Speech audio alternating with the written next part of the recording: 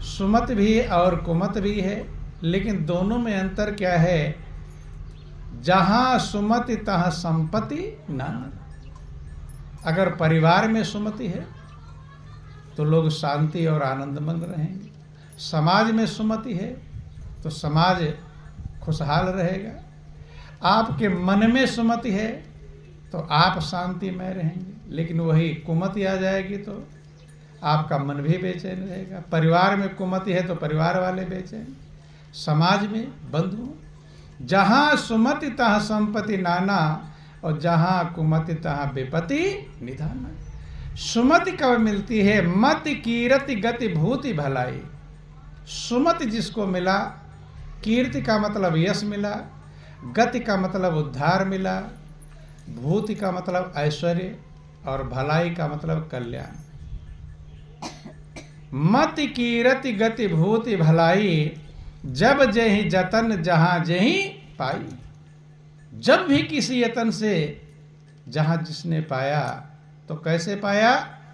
कि सो जानबो सतसंग प्रभाव, लोकहु वेद न आन उपाओ। वो सत्संग का प्रभाव जानना चाहिए। दूसरा कोई उपाय न वेदों में वर्णित है और न लोक में प्रचलित है।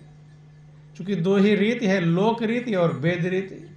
सत्संग के अलावा दूसरा कोई उपाय नहीं है। इसलिए जितने महापुरुष आज तक पृथ्वी पर आए, सबने सत्संग पर जोर दिया। किस पर जोर दिया? सत्संग पर। और जब सत्संग मिलता है तो आपके अंदर विवेक पैदा होता है। क्या पैदा होता है? बिन सत्संग विवेक न होई, राम कृपा बिन सुलभ न सोई। बिना सत्संग के विवेक पैदा नहीं होता, लेकिन वो सत्संग भी प्रभु की विशेष कृपा के बिना संभव नहीं। देखो, समझना क्या है कि हम सभी लोग बहुत बड़े भाग्यशाली हैं। जो देवताओं को दुर्लभ जो चोला है मनुष्य का, वो हम लोगों को मिला हुआ है। बड़े भाग्य मानुष तन पावा, सुर दुर्लभ सब ग्रंथनि गावा। आप लोग सुनते रहते इस बात को। अर्थात मनुष्य के समान कोई प्राणी नहीं। मनुष्य सृष्टि का सिरताज है, मनुष्य सृष्टि का सिरमौर। देवता भी तरसते मनुष्य जीवन को पाने के लिए। कि नर तन सम नहीं कौन्यु देहि, जीव चराचर जाचत जेहि। मनुष्य की जिंदगी के समान कोई जिंदगी नहीं। सब चराचर प्राणी मांगते हैं, प्रभु से प्रार्थना करते हैं कि हे प्रभु, एक बार मुझे मनुष्य का जीवन दे दो। सबसे कीमती ये जीवन है, ये सृष्टि का सिरताज है। लेकिन जब आप गौर से देखते हैं, विचार करके देखते हैं, तो जितना बेचैन मनुष्य है, जितना चिंतित मनुष्य है, इतना शायद पशु पक्षी कीट पतंगे भी नहीं। पशु का आप पेट भर देते हैं, चारा खा लिया, आराम से खर्राटे भर कर सोता है। ठीक है, कुछ समय के लिए तो निश्चिंत हो गया। ठीक है, कल जब भूख लगेगी तब बेचैन होगा। लेकिन मनुष्य को अच्छे अच्छे व्यंजन खिला दो, मखमल के गद्दे पर लिटा दो, फ्रिज, कूलर, एयर कंडीशन, नौकर चाकर, धन के भंडार सब लोगों के पास मौजूद रहते हैं, लेकिन चिंता के मारे मखमल के गद्दे पर भी नींद नहीं। क्या कारण है? यही समझना है। खाने को भी है, पहनने को भी है, रहने को है। मनुष्य सृष्टि का सिरताज कहलाता है। सब कुछ पाने के बाद भी इसको चैन मिलता, शांति नहीं मिलती। और अगर इस जिंदगी में शांति नहीं मिले तो इससे अच्छा कोई जीवन फिर कब मिलेगा? फिर कभी, अर्थात कभी मिलेगा ही नहीं। और आप लोग गाते भी हैं और पढ़ते भी हैं कि हम सभी किसके अंश हैं? ईश्वर के अंश हैं। किसके अंश हैं? कि ईश्वर अंश जीव अविनाशी, चेतन अमल सहज सुख राशि। जीवात्मा परमात्मा का ही अंश है, अविनाशी है, अर्थात इसका कभी नाश होता नहीं। जब परमात्मा अविनाशी तो जीवात्मा भी उसी का अंश। ईश्वर अंश जीव अविनाशी, चेतन अमल सहज सुख राशि। ये चेतन है, मल रहित है, और स्वाभाविक जो गुण इसका है वो सुख की राशि, नेचुरल इसके पास क्या मौजूद है, ये सुख की राशि है। राशि समझते हैं आप लोग? पहले जब खलिहान में ढेर सारे अनाज इकट्ठा हो जाते थे तो उसे राशि कहते थे। क्या कहते थे? राशि। या किलो 2 किलो को राशि कहते हैं, किलो 2 किलो को राशि, ढेर सारा ढेर, अर्थात आप सुख की राशि हैं। थोड़ा बहुत सुख है आपके पास मौजूद, सुख की ढेर हैं, सुख की राशि हैं। लेकिन अपने दिल से पूछो, सुख की राशि बने हुए कि बेचैनी की राशि बने हैं? क्या बने हैं? कोई ना कोई चिंता, कोई ना कोई टेंशन, कोई ना कोई बेचैनी घूमती रहती दिमाग में। बंधु, तो रामायण में या तो तुलसीदास ने गलत लिख दिया और सुख की राशि है, लेकिन ध्यान देना, संत महापुरुषों को गलत कहने या लिखने से कोई मतलब नहीं। संत महापुरुषों का एक प्रयास होता है कि जीव की कैसे भलाई, परोपकार के लिए उनका जीवन होता है। कि संत बिटपो सरिता गिरिधरणी, परहित हेतु सबनि कै करनी। उनका कार्य ही, उनका जीवन ही परहित के लिए होता है। संत बिटप माने वृक्ष, पेड़ जो फल लगता है पेड़ में वो अपने लिए फलता है कि आप लोगों के लिए? पेड़ अपना फल कभी खाता है? हैं? लोगों के लिए, परहित के लिए, दूसरे के लिए है। एक भी फल पेड़ नहीं खाता होगा। सोच लो, धूप, वर्षा, गर्मी, सर्दी सब सहता है, हवाओं की झोंके सहता है, लेकिन किसके लिए है? दूसरों के लिए। संत बिटप सरिता माने नदी, नदी अपना जल नहीं पीती, लोग पिए, पशु पक्षी पिए, जानवर पिए, नहाए, जो भी करें। गिर कहते हैं पहाड़ को।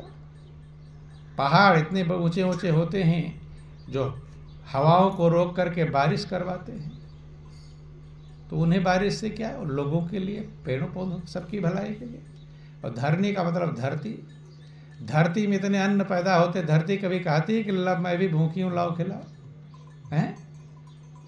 कि वृक्ष कबहु नहीं फल भखै, नदी न संचय नीर, परमारथ के कारणे संतन धरा शरीर। बंधु, तो अब तुलसीदास ने अगर लिखा ईश्वर अंश जीव अविनाशी, चेतन अमल सहज सुख राशि, तो अगर सुख की राशि लिखा है तो सुख की राशि है ही, इसमें कोई संदेह नहीं। लेकिन हम सुख की राशि प्राप्त क्यों नहीं कर पाते? रात दिन तो सुख ही पाने में लगे हुए हैं। क्या पाने में लगे हैं? सुख ही पाने के लिए। और कोई काम है? एक ही काम है सबके पास, ध्यान देना, कि कैसे मैं सुख पाऊं, कैसे मैं सुखी हो जाऊं। और दूसरा कोई काम, दिन भर परिश्रम करते हैं तो, रात को परिश्रम करते हैं तो, अच्छे कर्म करते हैं तो, और बुरे कर्म करते हैं तो, एक ही लक्ष्य है, ताकि मैं सुख कैसे पाऊं। बंधु, प्रयत्न करते करते पूरी जिंदगी बीत जाती है, काले बाल सफेद हो जाते हैं, लेकिन सुख हाथ लगता, दुख तो हाथ लग जाता है, लगता है कि नहीं? ढूंढते हैं क्या? क्या ढूंढते हैं? सुख। अब मिल जाता क्या है? कारण क्या है? और महापुरुष कारण आप सुख की राशि हो। अब थोड़ा कारण समझने का प्रयास करेंगे बंधुओं। आप ईश्वर के ही अंश हैं। जैसे एक राजा का बेटा, तो राजा का बेटा तो राजकुमार ही है, हैं? राजा की पूरी संपत्ति पर किसका अधिकार है? राजा के बेटे का अधिकार। जैसे आपका बेटा है तो आपकी जितनी घर मकान खेत खलिहान धन दौलत सब संपत्ति किसकी है? आपके बेटे की ही संपत्ति है। ऐसे जब आप परमात्मा की संतान है, आप भगवान को परम पिता परमेश्वर कहते हैं। क्या कहते हैं? परम पिता परमेश्वर। एक सामान्य पिता है, माता पिता जिन्होंने पैदा किया, और दूसरा परम पिता। परम माने श्रेष्ठ, महान, अद्वितीय, जिसके समान दूसरा कुछ ना, उसे परम कहकर पुकारा जाता है। बंधु, वो एक ही है, उसके समान दूसरा ना हो, उसे कहते परम। वो परम पिता है और हम सब उसके क्या हैं? संतान हैं। तो जो हम उसी के संतान हैं, राजा का बेटा राजकुमार कहलाता है, तो परमात्मा रूपी हम राजा के बेटे हैं। तो हम क्या हैं? राजा के बेटे, राजकुमार हैं। क्या हैं? राजकुमार। लेकिन राजकुमार बने हुए हैं या बेचैनी के कुमार, अशांति के कुमार? कारण क्या है? ध्यान देना। एक कहानी आपको समझाते हैं किस प्रकार से। एक राजा चक्रवर्ती सम्राट था। चक्रवर्ती का मतलब होता है चारों तरफ जितने राज्य हैं सब पर उसका अधिकार हो, उसे कहते हैं चक्रवर्ती। बंधु, अब उसका बेटा छोटा ही था, तभी खो गया। कैसे भी खो गया कि मेले तक जो व्यवस्था थी राजा ने ढूंढवाया, लेकिन उसका पता चल पाया नहीं। आप लोग बहुत लोग देखते हैं कि किसी के घर का कोई आदमी चला गया, लौट कर ही नहीं आया। सुनते हैं कि नहीं सुनते? ढूंढवा लिया, सब कर लिया, मिला ही नहीं। बंधु, खो गया। राजा एक ही बेटा था, खो गया, अब मिला नहीं। राजा ने बहुत प्रयत्न किया। अब जब वो खो गया, कुछ दिन तो दिमाग वैसे ही था, फिर वो खाने के लिए मांगने लगा। क्या करने लगा? भीख मांगने लगा।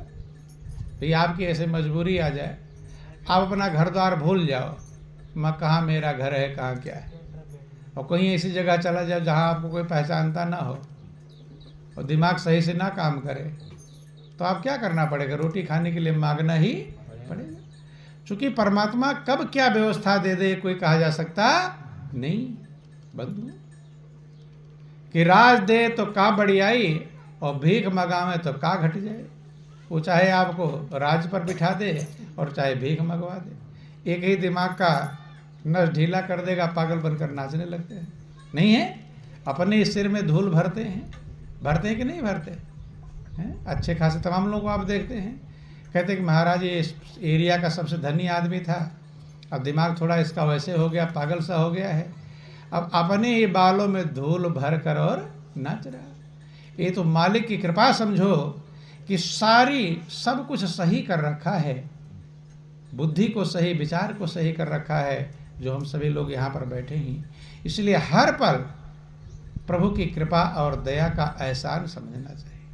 बंधु, और जो कृपा को समझ गया, एहसास कर लिया, महसूस कर लिया, वो धन्य हो जाता है, वो कृतार्थ हो जाता है। अब वो राजा का बेटा दर बदर मांगता है, कहीं रोटी मिल गया खा लिया, कहीं पड़ गया सो गया, कैसे भी करके ऐसे जीवन। और है किसका बेटा? राजा का बेटा। अभी क्यों मांग रहा है? चूंकि राजा से उसका संपर्क गायब हो, भूल गया कि मैं राजा का बेटा हूं। जब भूल गया तो भूल ही गया। आप कोई चीज भूल जाते हैं तो जो चीज भूल गए वो काम करता है? कभी किसी का नाम भूल जाते हैं, अब लाख यत्न करते हैं क्या नाम था, दिमाग में जल्दी आता है, और किसी को बता नहीं पाते क्या नाम था। भूल गया तो भूल ही गया। भूल जाना ये सबसे खतरनाक है, और मनुष्य का स्वभाव ही है भूल जाना। बंधु, भटकता रहा। ठीक यही हाल हम लोगों का भी है। हम लोगों का, अगर हम सुख की राशि परमात्मा के अंश हैं और हम भटक रहे हैं, बेचैन हैं, इसका मतलब है कि हमारा संपर्क या हम उस परमपिता परमात्मा को भूल गए।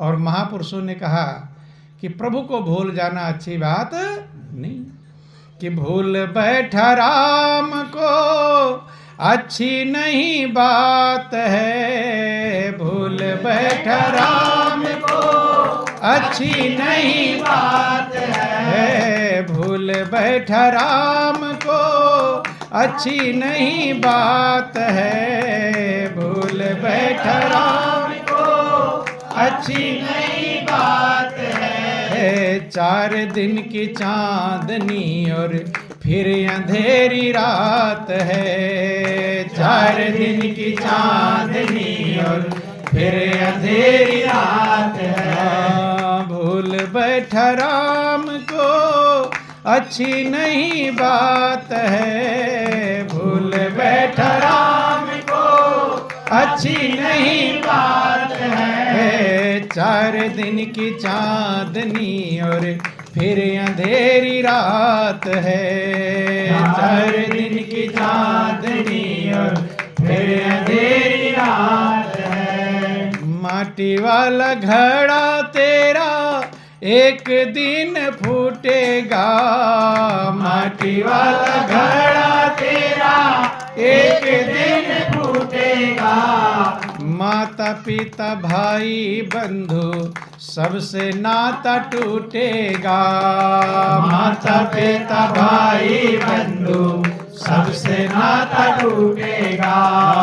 दिन है गुजरने वाला आने वाली रात है, दिन है गुजरने वाला आने वाली रात है। 4 दिन की चांदनी और फिर अंधेरी रात है, 4 दिन की चांदनी और फिर अंधेरी रात है। भूल बैठा राम को अच्छी नहीं बात है, भूल बैठा राम को अच्छी नहीं बात है। 4 दिन की चांदनी और फिर अंधेरी रात है, 4 दिन की चांदनी और फिर अंधेरी रात है। बंधु यही हाल हमका सबका है।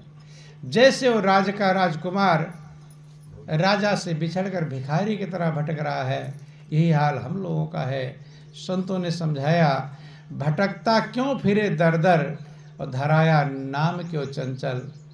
लौट अब तू चल अपने अंदर को, जहां तेरा ठिकाना है, असली ठिकाना उसे ढूंढना चाहिए। बंधु संजोग की बात वही महापुरुष कहते हैं कि जब प्रभु किसी का कल्याण करना चाहते हैं तो उसे संत से मिला देते हैं। किससे मिला देते हैं? संत से। कि अब भरोस मोह